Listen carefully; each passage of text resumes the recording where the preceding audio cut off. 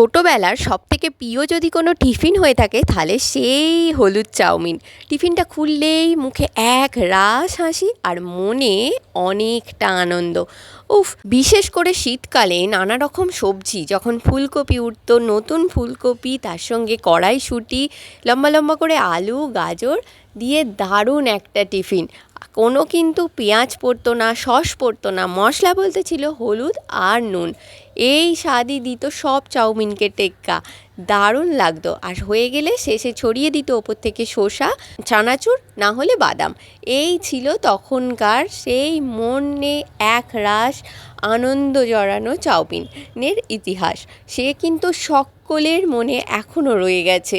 আমিও আজ বানিয়ে দিলাম স্নেহাকে, ওর মনের মতন করে ওকে বানিয়ে দিয়েছি।